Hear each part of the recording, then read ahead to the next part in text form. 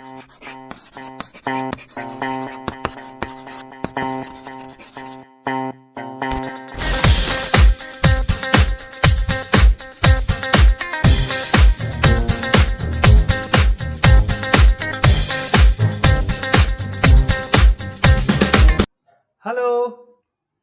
कल हम लोगों ने जो वीडियो बनाया उसमें हम लोगों ने फेमस पर्सनालिटीज के कुछ लोगों के बारे में पढ़ा, देखा उनको अच्छे से।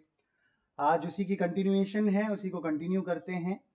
और आप लोगों से कुछ सवाल पूछे थे मैंने, अभी तक मुझे जवाब मिले नहीं है, तो कृपया करके वो जवाब डालिए, तो ही मैं फिर अगले वीडियो में उसको डिस्कस कर पाऊंगा।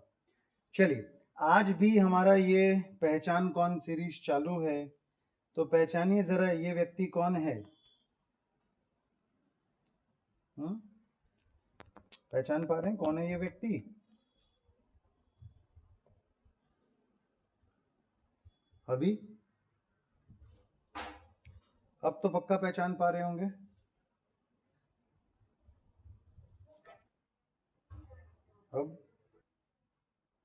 अब भी नहीं पहचान पा रहे तो भैया फिर तो दिक्कत है, फिर तो बहुत ज़्यादा दिक्कत है। तो जी ये हैं मोदी जी हमारे, ठीक है जी। और Narendra Damodar Das Modi, of course he is the Prime Minister of India. Now if we talk about Narendra Modi, of course his name has always been encircled in controversy, and he can be very easily considered as controversy's favorite child.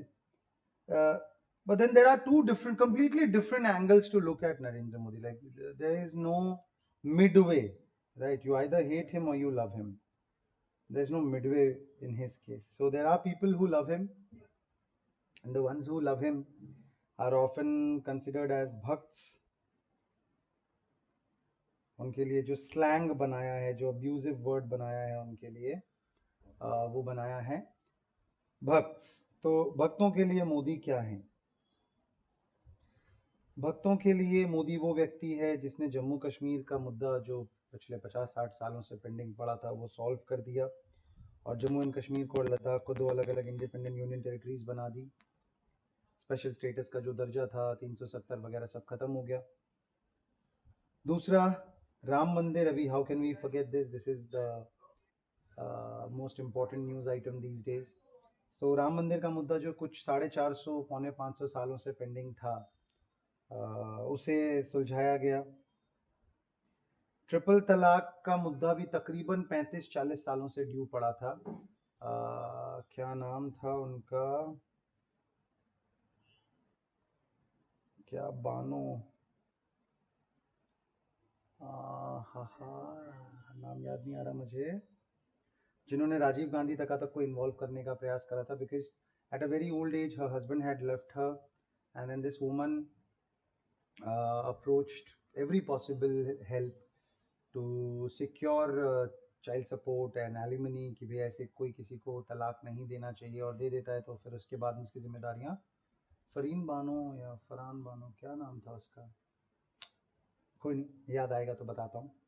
तो फिर वो मुद्दा eventually because of appeasement policies उसको नहीं resolve करा गया, और वो ट्रिपल तलाक का मुद्दा भी अभी सॉर्ट आउट हुआ। Then you have NRC and CAA जो ऑलमोस्ट इनिशिएट हो चुका है। एनआरसी नहीं तो कम से कम CA तो इनिशिएट हो ही चुका है, जिसके खिलाफ of course it has not been whole heartedly accepted. तो वील सी, दूसरे लोगों की तरफ से भी हम ये सेम पॉइंट देखेंगे। तो जो एक सर्टन वर्ग है, एक सर्टन सेक्शन है जो है CAA को और NRC को सेलिब्रेट कर रहा है, तो ऑन दी अदर हैंड आप देखेंगे बहुत सारी गली मोहल्लों में, सड़कों पे, लैम्प पोस्ट पे, बस स्टॉप्स पे आपको ये पोस्टर्स भी देखने को मिलेंगे, no NRC, no CAA, we don't support NRC, ऐसे इस तरह के पोस्टर्स भी। And then of course this is पूरी, और ये जो सर्जिकल स्ट्राइक वगैरह हुई, इन सारी चीज़ों को जो भक्त है वो सेलिब्रेट करता है। ऑन दी अदर हैंड हमारे पास में कुछ नॉन भक्त वाली जनता भी है। हमारे पास में कुछ ऐसे लोग हैं जो मोदी को बहुत अच्छा नहीं मानते हैं, ज़रा उनका पॉइंट ऑफ व्यू देखें। उनके पॉइंट ऑफ व्यू को देखते हैं तो ऐसा लगता है कि भाई वो उसे जज कर रहे हैं इकोनॉमिक ग्राउंड्स पे कि भाई इकोनॉमिक ग्राउंड्स पे अगर देखा जाए तो हमारी जीडीपी की ग्रोथ रेट बहुत कम हो चुकी है और 9% 8% से ग्रो करने वाली इकोनॉमी आज 5% से भी शायद ग्रो कर पाएगी कि नहीं। There is a question attached to it and what they are blaming the present government for is, सबसे पहले तो ऑब्वियसली ये डीमोनेटाइजेशन को बहुत गालियां दी जाती है कि डीमोनेटाइजेशन वाज सुपर फ्लॉप, जो कि कहीं ना कहीं सही भी है कि डीमोनेटाइजेशन फ्लॉप हुआ था। अच्छा, हाउ डू वी डिसाइड कि डीमोनेटाइजेशन फ्लॉप हुआ था? कैसे हम कह सकते हैं that demonetisation was not a success? तो अपने देखते हैं कि भाई डीमोनेटाइजेशन को जब किया गया तो क्या ग्राउंड्स पे किया गया और क्या बातें बोली गई थी। डीमोनेटाइजेशन को करते समय ये कहा गया था कि भाई ये ब्लैक मनी को अनअर्थ करेगा। अनअर्थ करना मतलब उजागर करेगा, ओपन में लेके आ जाएगा। जो हिडन है उसको बाहर ले आने को अपने कहते हैं अनअर्थ करना। अर्थ मतलब मिट्टी डाली हुई है उसके ऊपर, अनअर्थ करना मतलब खोद के बाहर निकालना। तो ऐसे क्लेम्स करे गए कि भाई तकरीबन 14.5 लाख करोड़ रुपए की करेंसी मार्केट में है, छापी हुई आरबीआई के द्वारा। 14.5 लाख करोड़ रुपीस की करेंसी मार्केट के अंदर है। और ऐसा कहा गया कि भाई जब हम ये डीमोनेटाइजेशन करेंगे तो बहुत सारे लोग जिनके पास में ब्लैक मनी है, जिन्होंने काला धन कमाया है, गलत मीन से उस पैसे को कमाया है या फिर टैक्स चोरी करके उस पैसे की वेल्थ बनाई है, they would not be very comfortable in disclosing their wealth, disclosing their income, and they would not be coming back to the banks, जिसकी वजह से क्या होगा कि उनका पैसा उनके पास ही रह जाएगा, जिसे वो या तो जला देंगे या पानी में फेंक देंगे या बहा देंगे। और ये 14.5 लाख करोड़ रुपए में से सिस्टम के पास में वापस शायद 10 लाख करोड़ रुपए ही आएगा आरबीआई के पास। क्यों? क्योंकि लोगों को बैंकों में जाना था अपने नोट बदलवाने के लिए और बैंकों में जाके उन नोटों को चेंज करवाना था। तो अब अगर 10 लाख करोड़ रुपए ही वापस आता है, आप सबको पता है ना ये बात। एक नोट आप अगर उठा के देखेंगे तो इस नोट पे क्या लिखा हुआ रहता है? इस नोट पे लिखा हुआ रहता है, मैं धारक को 50 रुपए देने का वचन अदा करता हूँ, राइट? तो अगर इसने कहा है कि मैं धारक को, देखिए आपको मैं दिखाता हूँ डिटेल में, मैं धारक को 50 रुपए देने का वचन अदा करता हूँ। तो अब अगर कहा है कि मैं धारक को 50 रुपए देने का वचन अदा करता हूँ, यानी कि ये नोट अगर आरबीआई तक पहुंचता है तो आरबीआई की लाइबिलिटी है। अब अगर ये नोट जल जाता है, फट जाता है, पानी में बह जाता है, तो ऐसी सिचुएशन में आरबीआई मुक्त हो गई अपने 50 रुपए की रिस्पॉन्सिबिलिटी से।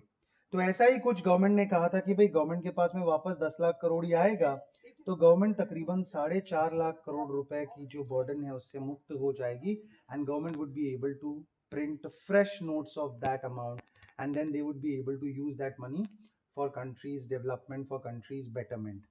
बट हुआ फिर क्या? जब डिमोनेटाइजेशन का काम चल रहा था देन हुआ कुछ ऐसा कि भाई 11 लाख करोड़ आ गए, 12 लाख करोड़ आ गए, 13 लाख करोड़ आ गए, 14 लाख करोड़ आ गए और लास्ट में जाके एक बहुत ही पीनट वाला अमाउंट था जो शायद नहीं आया था, जो शायद जेन्युइन कारणों से हमारे तुम्हारे घरों में गुल्लक के अंदर रह गए। कुछ नोट मम्मियों ने इधर उधर छुपाए थे, उनको याद नहीं आया।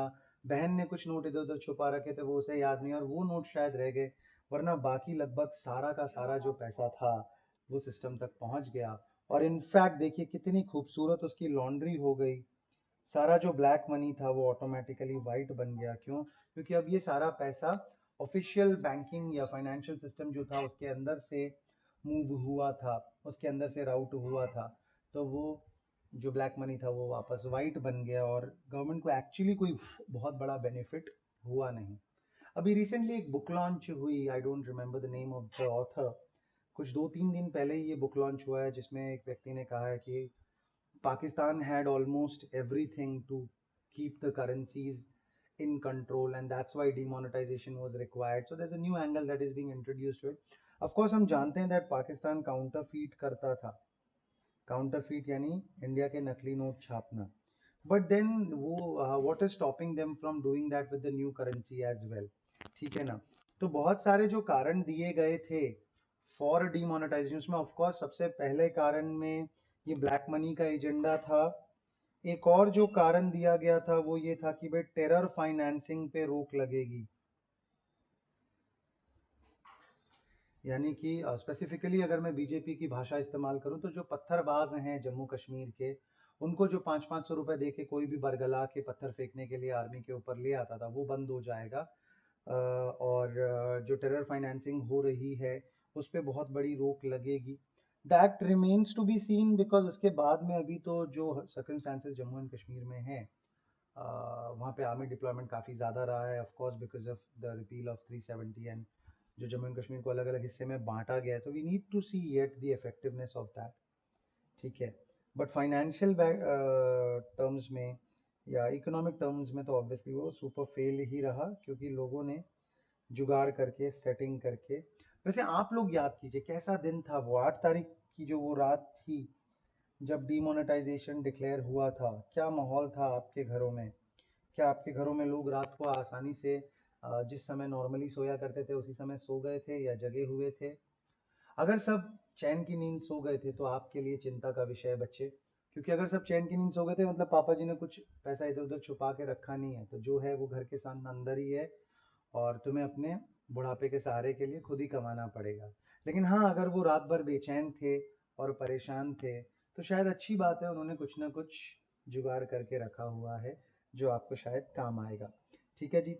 तो ये डिमोनेटाइजेशन जो है, इवेंचुअली फिर उनको लगा कि नहीं यार, ये तो हमारा जो नैरेटिव है वो उतना सक्सेसफुल नहीं हो रहा, तो फिर उन्होंने ई पेमेंट वाला एंगल जोड़ा और डिजिटल इंडिया वाला एंगल जोड़ा। अदरवाइज पहले शुरुआत में डिमोनेटाइजेशन में डिजिटल इंडिया वाला एंगल था नहीं। बट कैसा है, क्यूमुलेटिवली अगर देखेंगे तो जीएसटी और डिमोनेटाइजेशन दोनों की वजह से डिजिटल पेमेंट्स को बढ़ावा तो ऑफ कोर्स मिल गया है। ठीक है जी। तो ये एक कारण है। सॉरी सॉरी, दूसरा रीज़न जो है, जम्मू एंड कश्मीर 370, अब एक वर्ग है जो ये कहता है कि भाई जम्मू कश्मीर की प्रॉब्लम सॉल्व कर दी, अब वहाँ के लोगों को डेवलपमेंट मिलेगा, वहाँ पे इन्वेस्टमेंट्स होंगे, वहाँ के जो युवा हैं उनको रोजगार मिलेगा। बट दूसरा वर्ग ये कहता है कि भाई you had no reason to go and disturb their peace, वो अपने तरीके से रहना चाहते हैं, आप उनको तंग कर रहे हैं वगैरह वगैरह वगैरह। इसके अलावा ये टाइम मैगजीन का कवर है, this probably happened around the second term election 2019 के आसपास, जिसमें आया कि इंडियाज डिवाइडर इन चीफ। ठीक है जी, इंडियाज डिवाइडर इन चीफ, यानी कि भाई नरेंद्र मोदी वो व्यक्ति है जिसने इंडिया में कम्युनिज्म को ज़्यादा बढ़ावा दिया है। ऑफ कोर्स देखिए, एक बहुत बड़ा कलंक जो नरेंद्र मोदी अपने सर पे लेके घूमते हैं वो है गोधरा का riots, not even Godhra, actually Gujarat rights.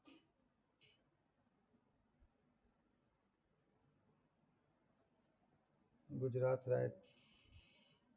तो हाँ, although on paper Supreme Court ने उनको क्लीन चिट वगैरह दे दी है, but then of course this is a blot that can never be washed away. ठीक है जी। तो उसकी वजह से डिवाइडर इन चीफ का उनको नाम दिया है। दिस इज जीएसटी, जिसको राहुल गांधी ने कहा है the terror of Gabbar Singh tax is now globally acclaimed. The world bank says it's highest, second highest in the world and one of the most complex. Reality में देखा जाए तो आज की डेट में इंडिया का जीएसटी का जो टैक्स रेट है वो वर्ल्ड्स हाईएस्ट है। 28% का जो अपने जीएसटी टैक्स चार्ज करते हैं कुछ चीज़ों पे, दुनिया में कहीं पे भी इतना हाई जीएसटी का टैक्स रेट नहीं है।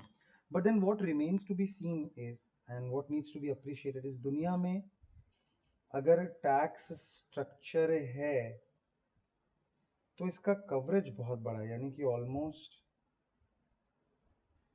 All are paying taxes. So when everybody is paying taxes, अगर टैक्स रेट थोड़ी कम भी होती है तो भी गवर्नमेंट का कलेक्शन बहुत अच्छा होता है। लेकिन अपने यहाँ पे क्या है, ऐसा था almost no one is paying taxes, तो इस वजह से टैक्स रेट काफ़ी हाई है। तो आशा करते हैं कि जैसे जैसे टैक्स नेट बड़ा होता जाएगा, ज़्यादा से ज़्यादा लोग जीएसटी के एम्बिट में आते जाएंगे, कवरेज में आते जाएंगे, तो ऑटोमेटिकली ये जो टैक्स स्ट्रक्चर है ये थोड़ा अमीलियोरेट होगा। अमीलियोरेट वर्ड का मतलब होता है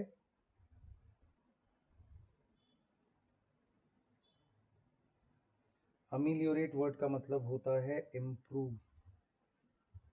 ठीक है जी। अमिलियोरेट वर्ड का मतलब होता है बेटा इम्प्रूव होगा और टैक्स रेट थोड़ी कम होगी। चलिए इसके बाद में चलते हैं कि देखिए हमने भक्त का पॉइंट ऑफ व्यू भी देखा, नॉन भक्त का पॉइंट ऑफ व्यू भी देखा। ना आपको ही अपने आप ये अपने विवेक से निर्णय लेना है कि आप कौन सी साइड में खड़े होते हैं। बट कुछ एब्सोल्यूट फैक्ट्स हैं जिनको हम किसी भी कीमत पे इग्नोर नहीं कर सकते। क्या है वो एब्सोल्यूट फैक्ट्स? सर वो एब्सोल्यूट फैक्ट्स ये हैं कि एक ऐसा व्यक्ति है जिसने लगभग 13 साल गुजरात का चीफ मिनिस्टर रहा, 2001 से 2014 से अभी तक प्रेजेंट तक, यानी कि 2020 तक लगभग 6 साल हो गए यहाँ पे वो प्राइम मिनिस्टर रहे हैं। फर्स्ट टर्म सीट्स थी 282, यानी कि पहली बार जब बीजेपी की सरकार बनी थी नरेंद्र मोदी के नेतृत्व में, तो 282 सीट्स उनको मिले थे और सेकेंड टर्म में उनको 303 सीट मिली। यानी कि दोनों ही टर्म्स में अगर आप ऑब्जर्व करें तो उनको क्लीन मेजॉरिटी मिली, जो कि बहुत लंबे समय से किसी को भी नहीं मिली थी। क्लीन मेजॉरिटी पार्टी को मिलना वॉज प्रॉब्ली राजीव गांधी के टाइम पे लास्ट संभव हुआ था, उसके बाद कभी संभव ही नहीं हुआ। ना पीवी नरसिम्हा राव के टाइम पे, ना अटल बिहारी वाजपेयी के टाइम पे, ना मनमोहन सिंह के 2 टर्म्स जो हुए उन दोनों टर्म्स में भी गठबंधन की सरकार, मिलीजुली सरकार, यही सब चल रहा था। तो बहुत लंबे समय के बाद में किसी को क्लीन मेजॉरिटी मिली एंड सेकेंड टर्म में ज्यादा सीटें मिली, 282 के मुकाबले 303 सीट्स मिली, जो कि एक बहुत बड़ी बात है। ठीक है, आप सब जानते हैं कि पार्लियामेंट जो होता है उसमें 542 प्लस 3 जो एंग्लो इंडियन की 543 प्लस एंग्लो इंडियन के लिए नॉमिनेट करने की 2 सीटें हुआ करती थी, 545 का आंकड़ा हुआ करता था। तो वहाँ पे अगर ये इतनी सीटें लेके आए हैं सिंगल पार्टी अपने दम पे, तो may be there something that is clicking with the public. Then लिखा हुआ है TINA factor. No, TINA factor सबसे इंपॉर्टेंट बात है। टीना फैक्टर का मतलब है there is no alternative. There is no alternative. There is no alternative यानी कि ऑपोजिशन। आप एक बात सोचिए, आपको एक बात पता है, मेरा आपसे एक छोटा सा सवाल है, आप इसका ना जवाब मुझे पता करके बताइए कि अभी रूलिंग गवर्नमेंट कौन है, आपको पता ही है। किसकी रूलिंग गवर्नमेंट है सर? बीजेपी की है। प्लस उसके जो एलाइज हैं उनको मिला के हम एनडीए कहते हैं।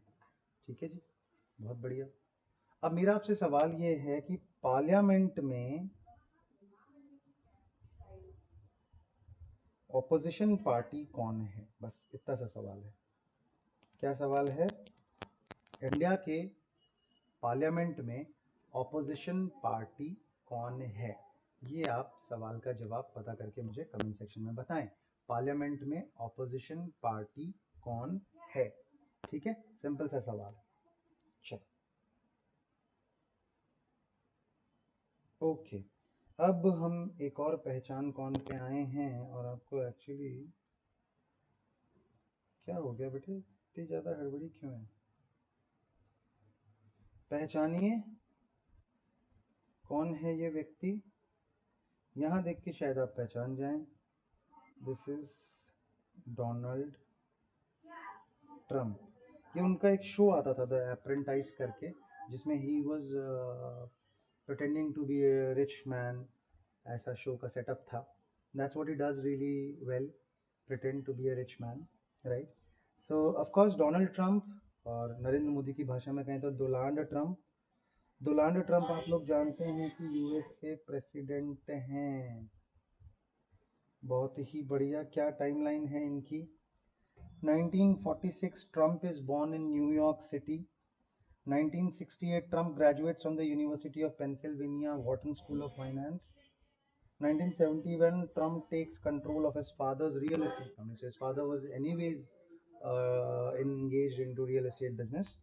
And Trump Tower opens in Manhattan. This is probably the most iconic building, not just in Manhattan, not just for the Trump family, but also for Manhattan. Trump Tower जो है 1983 में हुआ। 2004 में अप्रेंटाइज टेलीविजन सीरीज का debut हुआ and it was a hit. This is the only super successful thing that he's had.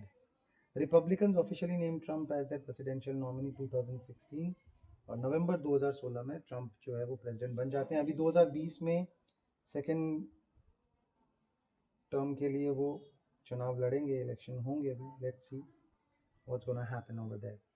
ठीक है जी, Joe Biden हैं ये हैं, देखते हैं क्या होता है, कौन जीतता है। If the trade pundits are to be believed, or the election Chanakyas are to be believed, Trump might just get a second term. There is a very high likelihood. Mostly US की जो जनता भी है वो भी लगभग सबको 2 term देती ही है, चाहे वो बराक ओबामा हो, चाहे वो बिल क्लिंटन हो, चाहे वो जॉर्ज बुश हो। So there is a very high probability that Donald Trump को भी एक और टर्म मिले। अपने यहाँ पे 5 साल का टर्म होता है, वहाँ पे 4 साल के टर्म्स होते हैं। ठीक है जी, अब हम बात करते हैं जो ट्रंप ने अपनी एक इमेज बनाई है कि भाई I know dollars and I know business and blah blah blah blah blah. उस एंगल को अगर आप देखेंगे तो ट्रंप एयरलाइंस जो है बंद हो गई, फेल हो गया। Trump casinos, now this is something unbelievable, this is something unprecedented. दुनिया में एक बिजनेस है जो कभी नुकसान में नहीं जाता, वो होता है कसिनो का बिजनेस। ऐसा कहा जाता है हाउस ऑलवेज विंस, यानी कि भैया तुम जीतो या हारो, कसिनो वाले को तो हमेशा प्रॉफिट ही। देखो नियॉन कसिनो लाइट डाल दिया मैंने। कसिनो वाले को तो हमेशा मुनाफा ही होता है, कसिनो वाला तो हमेशा प्रॉफिट में ही रहता है। बट ये एक विचित्र सी चीज हुई है कि यहाँ पे कसिनो वाला ही लॉस में चला गया है, और एक बार नहीं उसके सारे कसिनो बंद हो गए हैं। डोनाल्ड ट्रंप अभी तक कुछ 6 बार बैंक्रप्सी फाइल कर चुका है। ठीक है, 6 बैंक्रप्सीज हो चुकी है।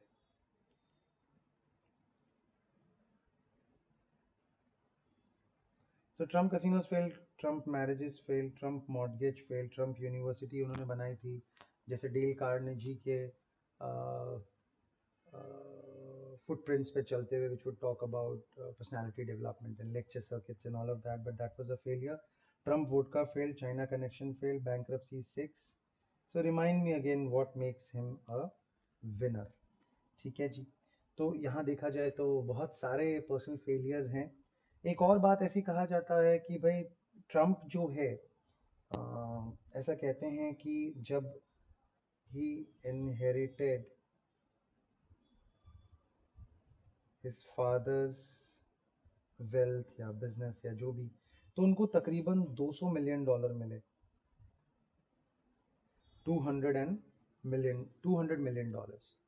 ये $200 मिलियन को उन्होंने कुछ नहीं किया होता, सिर्फ रियल एस्टेट में इन्वेस्ट कर दिया होता तो आज उसकी वैल्यू कुछ $20 बिलियन की होती। Today that money would have been worth $20 billion. $20 billion. In fact अगर उसने यहाँ नहीं इन्वेस्ट किया होता, यूएस में रियल एस्टेट इंडेक्स फंड्स होते हैं, अगर उन फंड्स में भी इन्वेस्ट कर दिया होता then also this would have been more than $15 billion. But आज उनकी personal wealth is not even $4 billion. $4 billion का भी उनका पर्सनल वेल्थ नहीं है। तो कई लोगों का ये मानना है कि इतना बड़ा नेस्ट एग उनको मिला था $200 मिलियन का। And what a great time it was to be in America with that kind of money. You had to do nothing but just to stay invested in real estate. You would have made sure that आज वो पैसा 10 गुना 20 गुना 50 गुना बढ़ गया होता, but then he could not probably capitalize on that, and he's only worth a little less than $4 billion today. ठीक है, but खैर जो भी है, इन सारी फेलियर्स को अपन देखते हैं, लेकिन मैंने यहाँ पे लिखा है हाउएवर, और इस हाउएवर के साथ मैं क्या कह रहा हूँ, इस हाउएवर के साथ मैं ये कह रहा हूँ कि आप इस मैप को देखें। ये मैप आपको क्या कहता है, ज़रा मुझे बताएंगे प्लीज़? देख पा रहे हैं मैप में क्या लिखा हुआ है? देख के बताइए ज़रा, जल्दी जल्दी जल्दी।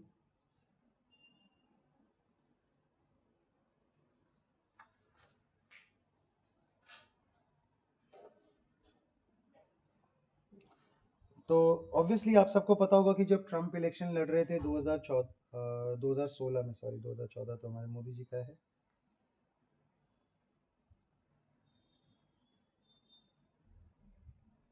2016 में, तो उनकी जो सबसे निकटतम प्रतिद्वंदी थे वो थे हिलरी क्लिंटन, बिल क्लिंटन की लुगाई, जिन्हें कि ऑलरेडी पॉलिटिक्स का अच्छा खासा अनुभव था, जिन्हें कि ऑब्वियसली पॉलिटिक्स का अच्छा खासा अनुभव था, फॉरेन अफेयर्स को वो हैंडल कर चुकी थी यूएस गवर्नमेंट के बराक ओबामा के लीडरशिप के दौरान। तो ये सारा जो है ये क्लिंटन जीती, एंड ये सारा पोर्शन जो है ये सारा का सारा डोनाल्ड ट्रम्प जीता फॉर रिपब्लिकन्स। तो जैसे अपने यहाँ पे कांग्रेस और बीजेपी हैं, वैसे वहाँ पे जो दो इम्पोर्टेंट नाम आप लोगों को पता होने चाहिए वो है डेमोक्रेट्स एंड रिपब्लिकन्स। ठीक है, ये दो नाम आपको याद रखने। तो डेमोक्रेट्स की तरफ से क्लिंटन थी और रिपब्लिकन्स की तरफ से ट्रम्प थे, and you can see that भैया जीत का मार्जिन तो बम्पर रहा है इनका भी। ठीक है, 304 इलेक्टोरल वोट्स और यहाँ पे 227 इलेक्टोरल वोट्स, यानी कि 304 versus 227।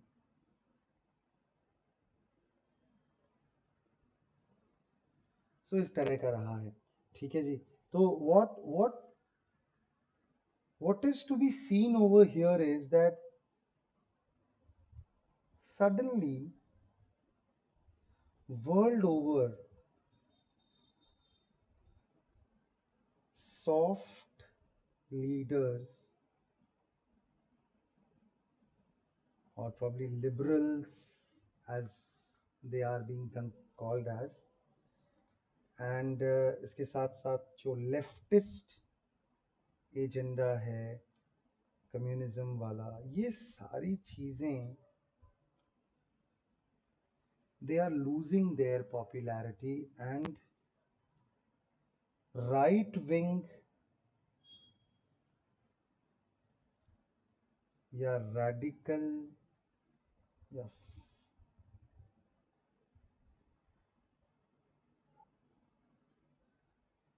Basically authoritative leadership emerge हो रही है। और वर्ल्ड ओवर में राइट विंग का मतलब क्या होता है? राइट विंग का मतलब होता है जो थोड़े रिजिड होते हैं, फंडामेंटलिस्ट होते हैं।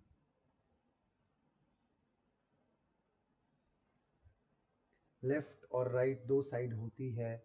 ये बहुत पुरानी ओरिजिन का वर्ड है। This is got more to do with कि कौन राजा के किस तरफ बैठता था और कौन जो चल रहा था उसको बदलने में उसका विश्वास होता था, कौन था जो चल रहा था उसके साथ रहना चाहता था।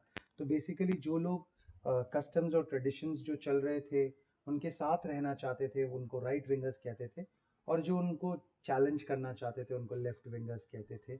वहाँ से ये राइट विंग लेफ्ट विंग का फंडा चालू हुआ। और आज राइट और लेफ्ट का मतलब क्या हो गया है जी? बेसिकली आज इंडिया के कॉन्टेक्स्ट में तो अगर मैं बात करूं तो राइट विंग और लेफ्ट विंग बहुत हद तक धर्म के नाम पे बट गया है। और भाजपा जो है जिसे कि एक प्रो हिंदू पार्टी समझा जा रहा है, उसे राइट विंगर मान लिया जाता है, शिवसेना को या भाजपा को। और दूसरी तरफ जो सीपीआईएम वगैरह जो हैं ये लेफ्ट विंगिंग पार्टीज हैं जो कि कम्युनिज्म की बात करती हैं। लेकिन communism has lost its flavour. आज दुनिया के लिए जो सबसे बड़ी कम्युनिज्म की सोशलिज्म की मिसाल थी वो रशिया था, और रशिया बर्बाद हो गया।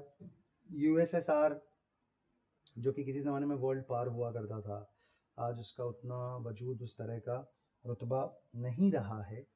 और अब ले देखिए, अगर कहीं पे थोड़ा बहुत बचा है तो वो चाइना में बचा है, उसके अलावा बाकी सब जगह अब कैपिटलिज्म ने जगह ले ली है। और ये भी एक और एंगल है, ये राइट विंग के साथ कैपिटलिस्ट वर्ड भी आप जोड़ सकते हैं।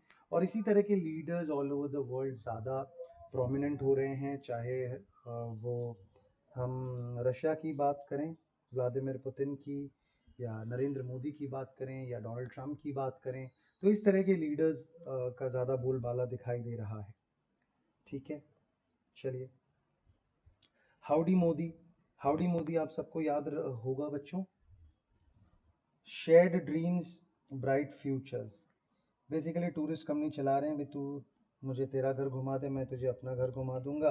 तो मोदी जी को ट्रंप ने घुमाया और ट्रंप ने फिर वापस मोदी जी को घुमाया। ओके, आपके एग्जाम पॉइंट ऑफ व्यू के लिए, एमसीक्यू पॉइंट ऑफ व्यू के लिए आपको क्या याद रखना है? सितंबर 22 2019 को कहाँ पे हुआ?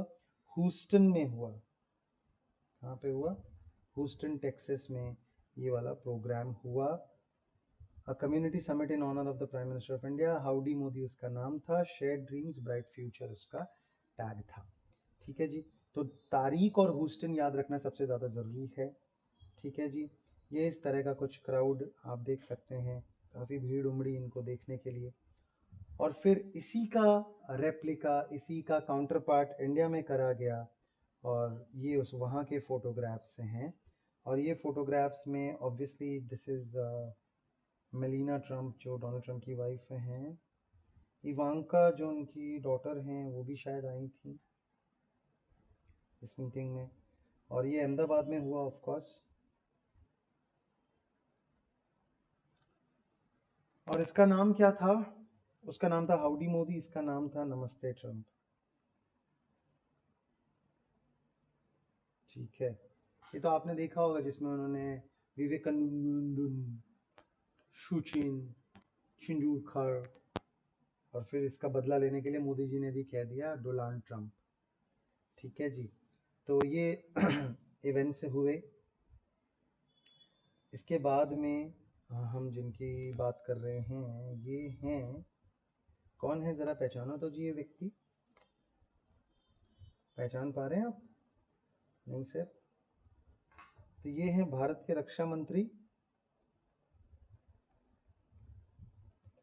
राजनाथ सिंह। कल मैं आपको पिछले वीडियो में यानी कि आपको बता रहा था कि आगे मैं आपको बताऊंगा HAL के बारे में। और HAL हिंदुस्तान एरोनॉटिक्स लिमिटेड के द्वारा बनाया गया ये इंडिजीनियसली डेवलप्ड प्लेन है, तेजस नाम का। And Rajnath Singh became the first defence minister to actually fly this plane. एक फाइटर प्लेन को उन्होंने फ्लाई किया। तो ये यहाँ पे अपना इंस्ट्रक्शंस ले रहे हैं और फिर इन्होंने ये फ्लाइट कंप्लीट करी। ठीक है जी, उसके बाद में आई डोंट नो समहाउ कैसे इनके नैरेटिव में ये फिट बैठ रहा है। हम फेमस पर्सनालिटीज़ की बात कर रहे हैं, अचानक से जियो फाइबर के अनाउंसमेंट की बात आ गई है कि भैया जियो फाइबर 5 सितंबर 2019 से अवेलेबल हो जाएगा। आई डोंट थिंक आपके एग्जाम पॉइंट ऑफ व्यू के लिए इसका कोई खास सिग्निफिकेंस है। तो एग्जाम पॉइंट ऑफ व्यू के लिए इसके ऊपर में अपने को बहुत ज़्यादा ध्यान रखने की ज़रूरत नहीं है। इसके बाद में हम पढ़ते हैं बुक्स एंड देयर ऑथर्स को। कुछ किताबें हैं और उनके ऑथर्स हैं, उनके बारे में हमें पढ़ना है। तो चलिए देखते हैं बुक्स एंड देयर ऑथर्स। आप में से कितने लोग हैं जो किताब पढ़ने के शौकीन हैं? कोई है? किसी को शौक है किताबें पढ़ने का? कुछ खास नहीं। देखिए, किताबें बहुत कमाल की चीज़ होती हैं बच्चों, and it's the most fantastic habit that you can pick up actually. I was born in Rajasthan and started my education in Rajasthan itself, and then I came to Calcutta a little late, and then because obviously वहाँ से आए थे तो बहुत ज़्यादा शिक्षा का स्तर अच्छा नहीं था, तो फिर एक छोटी स्कूल में एडमिशन ले लिया। और वहाँ पे हमारे जैसे लोग और थे, तो कभी ये एहसास भी नहीं हुआ कि कुछ चीज़ें आती नहीं हैं या कोई कमियां हैं। बट देन इवेंचुअली क्लास 11 में जाके ना मैंने स्कूल चेंज किया, और क्लास 11 में मेरी स्कूल चेंज हुई, and then I move to Saint Thomas Church school, STCS। Saint Thomas Church school में मैं आया तो वहाँ पे ऑब्वियसली मेरे मुकाबले बाकी सारे लोगों का स्टैंडर्ड बहुत ही अच्छा था। एंड पहली बार ऐसा लगा कि भैया आप तो किसी और ही दुनिया में रह रहे थे, क्योंकि हमारी स्कूल तो ऐसी थी कि ग्राउंड फ्लोर और फर्स्ट फ्लोर पे हमारी स्कूल थी। मेरी स्कूल बहुत बड़ी थी, 12 माले की बिल्डिंग थी, 12 माले की इमारत थी, लेकिन उसमें से ग्राउंड फ्लोर और फर्स्ट फ्लोर पे हमारी स्कूल थी, और बाकी के जो 11 माले हैं वहाँ पे रेसिडेंशियल अपार्टमेंट थे। तो जब हम सुबह सुबह प्रेयर कर रहे होते, असेंबली लाइन में खड़े होते, तो लोग अपनी बालकनी से ब्रश करके कुल्ला कर रहे होते थे। तो कई बार लोगों को वो प्रसाद मिलता था प्रेयर का। ठीक है जी। तो जब ये स्कूल में आए सेंट थॉमस चर्च में, तो यहाँ पे अलग अलग हाउसेज हैं और एलिक्यूशन कंपटीशन हो रही है, डिबेट हो रहा है, ये हो रहा है, वो हो रहा है। तो बड़ा एक इन्फीरियोरिटी आई, बिकॉज हम तो वैसे थे कि स्कूल में अगर किसी ने रैंडम वर्ड यूज करा तो बोला कि तू रैंडम, तेरा बाप रैंडम गाली देता है मेरे को। ऐसा हमारा अंग्रेजी का नॉलेज था, right? But then luckily, St. Thomas School happened, and my principal, I would like to thank her. I mean, fantastic woman, Lorelai Mirza उनका नाम है, and she gave a lot of opportunity, and उनकी वजह से I got to participate in British Council plays and events, and वो जो 2 साल थे एक्सटेंसिवली उनको यूज़ किया अपने आप को पॉलिश करने के लिए। आज मैंने CS भी किया है, MBA भी किया है, कॉर्पोरेट वर्ल्ड में भी काम किया है, और पिछले 7-8 सालों से पढ़ाता भी हूँ। But I would still like to believe कि जितना मैंने उन 2 सालों में सीखा 11 और 12 के दिनों में, उतना शायद मैंने अपनी लाइफ में कभी भी नहीं सीखा है। हमारे स्कूल में लाइब्रेरी का पीरियड हुआ करता था, एंड दैट्स वेयर पहली बार एक्सेस मिला इन किताबों का। तो पढ़ा ही नहीं था कभी आज तक, तो बड़ी दिक्कत होती थी, आपको अंडरलाइन करते रहना पड़ता था, और उस समय मोबाइल वगैरह कुछ था नहीं मेरे पास, तो डिक्शनरी की मदद से सारे मीनिंग पता करने पड़ते थे। बट लगे रहे, बिकॉज एक वो था कि नहीं, आ, हमको भी बराबर होना है किसी के, हमें भी किसी को इम्प्रेस करना है। तो मेहनत रंग लाई इवेंचुअली, एंड 11-12 के साथ साथ थोड़ा इम्प्रूवमेंट हुआ, बहुत सारे इवेंट्स में पार्टिसिपेट किया, कहीं कई बार फेल भी हो गए, कुछ बोल नहीं पाए, चुप रह गए।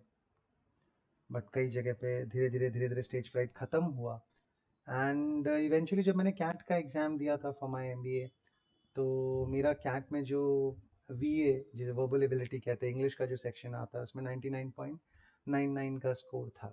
So from being at a place जहाँ पे रैंडम वर्ड का मीनिंग नहीं पता था और रैंडम वर्ड गाली जैसा लगता था, to probably coming to a place जब आप कैट जैसे कॉम्पिटिटिव एग्जाम में 99.99 परसेंटाइल स्कोर कर रहे हैं, and the foundation for all that improvement was laid in 11-12। वो जो 2 साल थे, फॉर्मेटिव ईयर्स थे, I would like to believe, और उन 2 सालों ने प्रॉब्ली सब कुछ फ्यूचर कोर्स चेंज करा।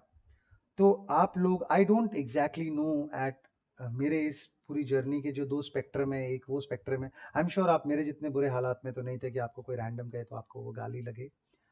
और उस स्पेक्ट्रम से लेके 99.99 परसेंटाइल के स्पेक्ट्रम के आप कहाँ और किधर हैं, बेस्ड ऑन दैट आपको भी थोड़ी कम या थोड़ी ज़्यादा या बहुत ही कम शायद मेहनत की ज़रूरत है, बट आपको उसे करना चाहिए। नॉट बिकॉज इंग्लिश आना अपने आप में एक स्किल है, या इंग्लिश आना से आप इंटेलिजेंट बन जाते हैं, या इंग्लिश सीखने से आप स्मार्ट हो जाते हैं, ऐसा कुछ नहीं है।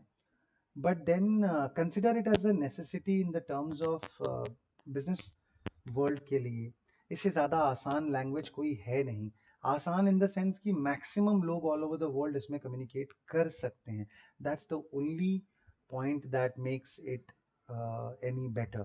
अदरवाइज ऑफ कोर्स हमारी मातृभाषा जो है वो इससे काफ़ी ज़्यादा सक्षम है, प्रबल है, रिच है, बट शायद उसमें बहुत ज़्यादा लोग वार्तालाप कर नहीं सकते, इसलिए हमारे लिए अति आवश्यक है कि हम इस परदेसी भाषा का अध्ययन करें एवं अपने आप को इसमें निपुण बना लें। ठीक है जी। चलिए, तो और ये बुक्स आपकी बहुत मदद करती हैं। ऑफ कोर्स मैं जो यहाँ पे जो किताबें वो पढ़ने की ज़रूरत नहीं है, आप किसी भी चीज़ से स्टार्ट कीजिए। एक किताब अगर आप में से कोई जेन्युइनली अपनी अंग्रेज़ी को अच्छा करना चाहता है, मैंने हर बार इस किताब का नाम लिया है, एक बार फिर रिपीट करता हूँ, वर्ड पावर मेड ईजी। इससे बढ़िया कोई किताब शायद हो नहीं सकती अगर आप अपनी वोकैबुलरी को इम्प्रूव करना चाहते हैं। अगर आप वोकैबुलरी या रेपतुआ एक वर्ड होता है, रेपरतुआ, जिसकी स्पेलिंग रेपरटोयरी जैसी होती है, लेकिन इसकी प्रोनाउंसिएशन रेपतुआ होता है। रेपतुआ का मतलब होता है कि आपकी वोकैबुलरी कितनी स्ट्रांग है, उसमें कितने वर्ड्स हैं, कितने ज़्यादा वर्ड्स आप जानते हैं, दैट मेक्स योर रेपतुआ रिच और पुअर। ठीक है जी। तो आप अगर अपने रेपतुआ को मजबूत करना चाहते हैं, वोकैबुलरी अच्छी करना चाहते हैं, अंग्रेज़ी को ज़्यादा कॉन्फिडेंटली यूज़ करना चाहते हैं, तो ये किताब है, शायद 150-200 रुपये में आपको मिल जाएगी। रेड कलर का कवर है इसका, नॉर्मन लुइस शायद इसके राइटर हैं। बट इससे अच्छी कोई किताब नहीं हो सकती बेटा अपनी अंग्रेज़ी को दुरुस्त करने के लिए। तो प्लीज़ प्लीज़ प्लीज़, जिनको थोड़ा भी ऐसा लगता है, कि आपको अपनी अंग्रेज़ी पे काम करने की ज़रूरत है, तो प्लीज़ इस किताब में इन्वेस्ट करें और इसको रिलीजियसली पढ़ें। I am assuring you, in fact आपको CA CET के एग्ज़ाम में भी काफ़ी फ़ायदा मिलेगा, बिकॉज यू हैव वहाँ पे भी काफ़ी सारा इंग्लिश का पोर्शन है, तो आपको बहुत इससे बेनिफिट बच्चों मिलेगा। ठीक है, इसके अलावा आपको सिडनी शेल्डन पढ़ना है, आपको जेन ऑस्टन पढ़ना है, आपको डैन ब्राउन पढ़ना है, या आपको क्या नाम है, मेरे को नाम क्यों नहीं याद आ रहा है, मतलब start anywhere, basically start anywhere, चाहे आप सिडनी शेल्डन से स्टार्ट कर रहे हैं, मिल्स एंड बून से स्टार्ट कर रहे हैं, इवेंचुअली आप आयन रैंड तक पहुंचेंगे, आयन रैंड को पढ़ेंगे और मज़ा आएगा, है ना।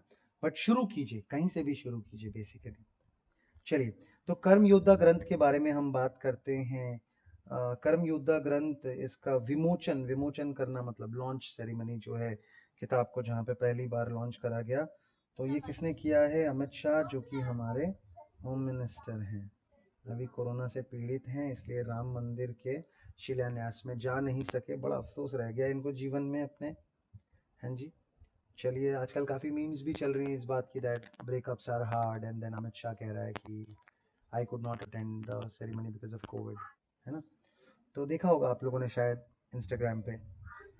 तो ये किताब जो है, इसका नाम है कर्म योद्धा।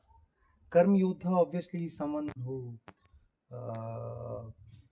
अपने एक्शंस को लेके he is constantly working hard, a fighter, a Hustler. ठीक है जी।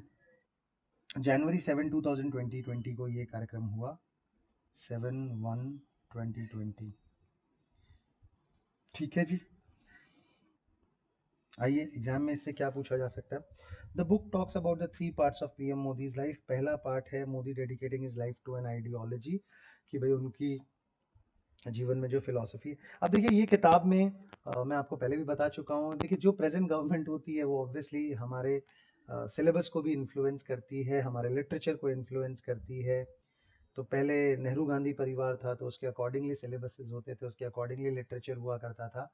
रोमिला थापड़ जी ने काफ़ी मेहनत करी in order to design an education structure which was directed at celebrating that single family। और अब क्योंकि मोदी जी आ गए हैं, तो वो अपने तरीके से अपना, काफ़ी ज़्यादा ICSI ने तो बहुत ज़्यादा मोदी जी की प्रशंसा में तारीफ़ें गाई हैं। So the first part talks about Modi dedicating his life to an ideology, मतलब कि उनकी जीवन में क्या फिलॉसफी रही, राष्ट्र सेवा के प्रति उन्होंने अपने जीवन को समर्पित किया। Second, about him entering politics on the ideals of the संगठन। जब मैं संगठन कहता हूँ, तो ऑब्वियसली संगठन का मतलब क्या हुआ? What are we talking about? 3 letter word, जल्दी बताओ, 1 2 3। कौन सा? RSS, राष्ट्र स्वयंसेवक संघ, जिससे बहुत जल्दी वो जुड़ गए थे, और फिर उसके थ्रू इवेंचुअली वो पॉलिटिक्स में आए। The third, about him upholding the tenets of parliamentary democracy and the Constitution of India to construct an ideal state, यानी कि भाई कैसे वो भारतीय संविधान का सम्मान करते हुए राष्ट्र को बेहतर बनाने का प्रयास कर रहे हैं। ये अलग बात है कि उन्होंने संविधान की लगभग सारी चीज़ों को बदलने का प्रयास कर लिया है already. He has address PM Narendra Modi as the epitome. Epitome मतलब जो सबसे हाईएस्ट लेवल पे जिसको रखा जाए, जो मिसाल बन जाए बाकियों के लिए, उसे हम एपिटोम कहते हैं। जो मिसाल बन जाए बाकियों के लिए, उसे हम एपिटोम कहते हैं।